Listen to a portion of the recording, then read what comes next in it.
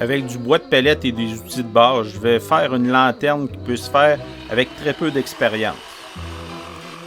Je vais vous parler comment j'ai récupéré le bois sur la palette, le collage, le perçage, le brûlage du bois au chalumeau et la peinture. Durant la vidéo, je vais vous parler des outils de base utilisés ainsi que ceux plus performants mais qui ne sont pas nécessaires. Regardez jusqu'à la fin pour les petits trucs pour la confection de cette lanterne simple à faire.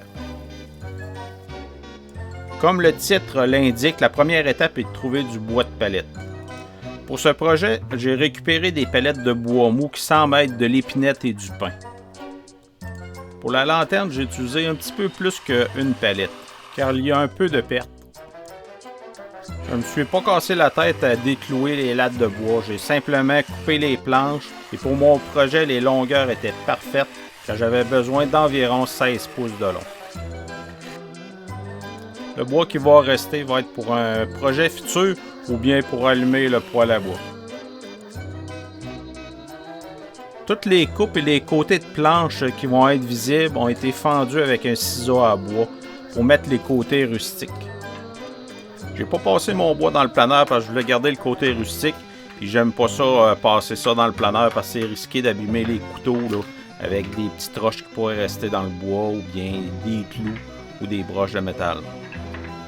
L'avant et l'arrière vont donner 12 pouces de large par 16 pouces de haut et les côtés vont être de 10 pouces et demi par 16 pouces pour ainsi être capable de former un rectangle de 12 par 12 par 16. J'ai utilisé de la colle PL de la page, de la colle de construction.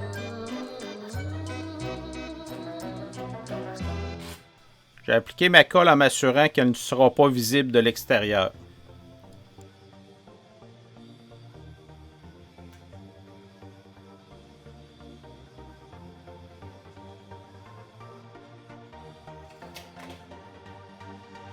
J'ai ensuite placé les planches par-dessus en m'assurant d'avoir la bonne largeur. Pour le panneau qui va servir de face, il est bon de mettre du poids le temps du séchage, pour ne pas abîmer notre lame pour les coupes du visage. Pour les trois autres côtés, on peut mettre des clous à finir sans aller trop proche des extrémités, car il va rester la coupe des extrémités à faire avec la scie plus tard.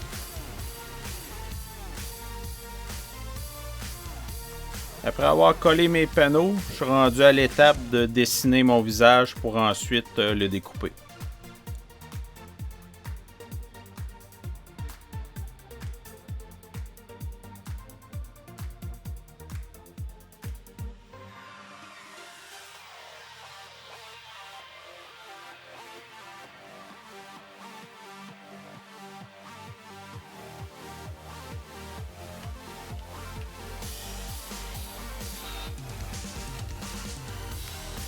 Avec une perceuse et une mèche d'un demi-pouce, j'ai percé mes trous pour être capable de faire mes découpes par la suite à la scie sauteuse.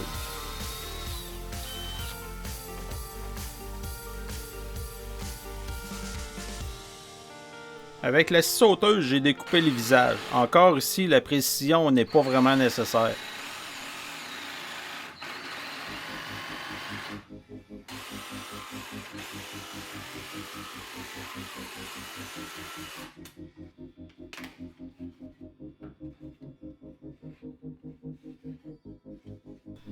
J'ai dessiné des motifs triangulaires en bas et en haut des panneaux pour ensuite les découper.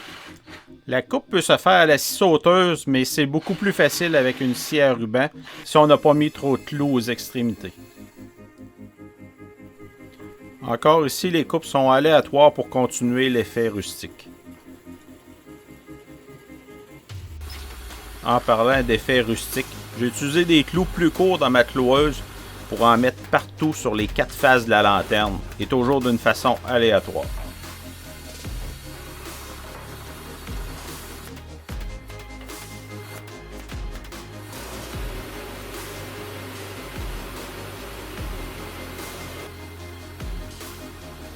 Pour fixer les côtés tout ensemble, j'ai utilisé de la colle puis des clous à finir.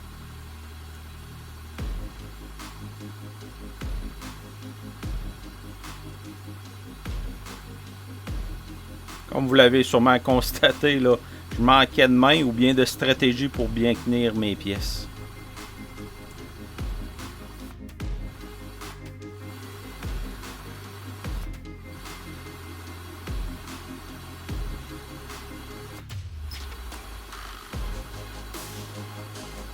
Je sais que je me répète encore, mais la précision n'est vraiment pas nécessaire pour avoir le petit côté rustique.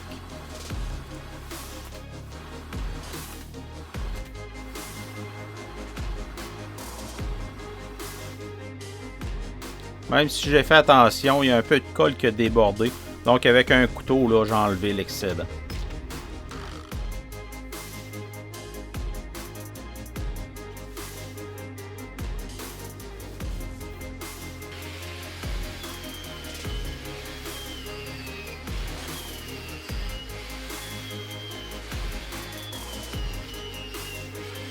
Pour continuer dans le même look, j'ai utilisé une rectifieuse coudée avec une brosse métallique pour arrondir les arêtes et enlever les traces de crayon qu'il restait.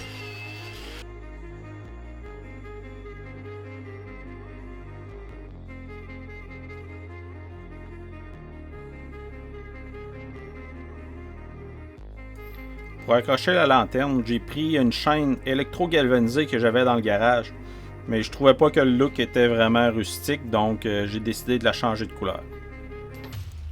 Pour enlever la galvanisation, j'ai pris de l'acide muriatique que j'ai mélangé dans de l'eau, et en quelques minutes, là, tout est parti. Par la suite, j'ai neutralisé l'acide. Après l'avoir bien rincé, je l'ai chauffé au chalumeau pour la noircir.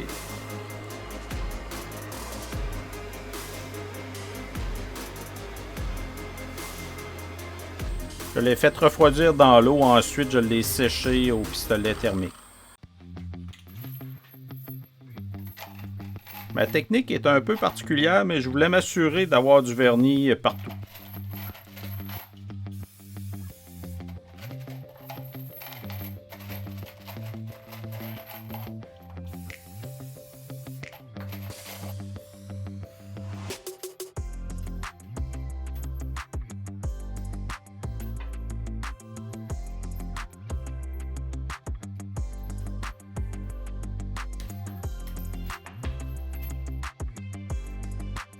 Avant de passer au brûlage, j'ai pris mes mesures puis elle donne vraiment son 12 par 12 par 16 pouces de haut.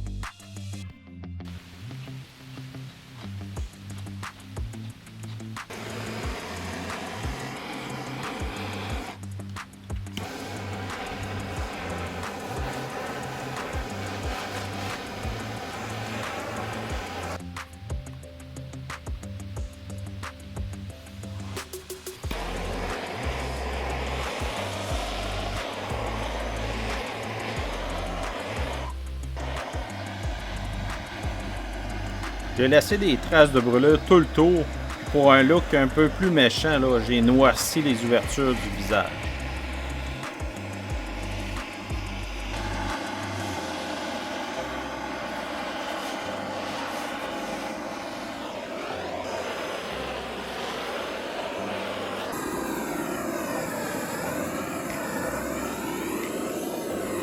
Après la session de brûlage, j'ai pas vu de tison rouge en l'inspectant, mais j'ai pas pris de chance, j'ai sorti le boyau d'arrosage pour bien l'arroser et en même temps enlever les petites poussières de surface. Après l'avoir laissé au soleil pour sécher, j'ai pu la peinturer de la peinture orange en aérosol de Krylon.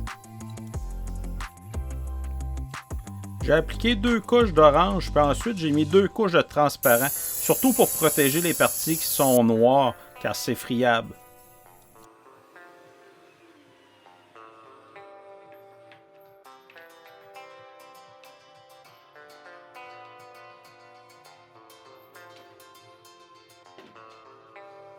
Après quelques recherches, là, j'ai trouvé sur Amazon des lumières rouges solaires avec plusieurs modes d'éclairage.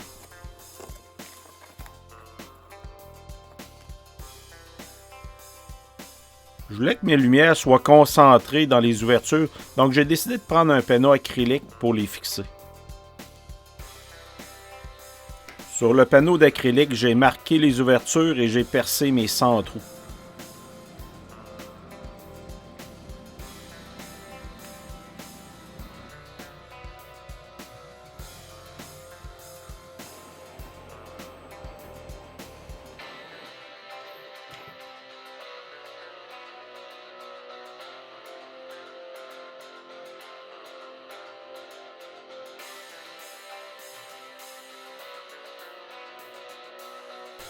J'ai essayé au début avec de la colle chaude, mais le temps de durcissement entre chaque lumière était trop long.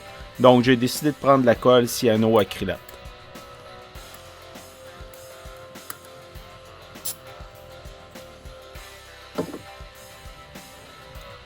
Pour ceux qui connaissent cette colle, ils se doutaient sûrement que j'allais me coller les doigts. Et oui, je me suis collé les doigts là, à quelques reprises. J'ai placé des espaceurs entre le panneau et le bois pour ne pas créer d'humidité entre les deux. Comme j'ai mentionné au début de la vidéo, c'est un projet en bois de palette qui est simple à faire, il ne coûte pas grand chose, pas de besoin d'outils spécialisés ni de précision, et le manque de précision fait la beauté du projet. Je vous laisse avec quelques images de la lanterne en bois de palette. Vous avez écouté Stam sur la chaîne Stam Shop et j'ai encore plusieurs projets à vous montrer, que ce soit en bois, en métal, impression 3D ou gravure laser. Je vous dis à la prochaine.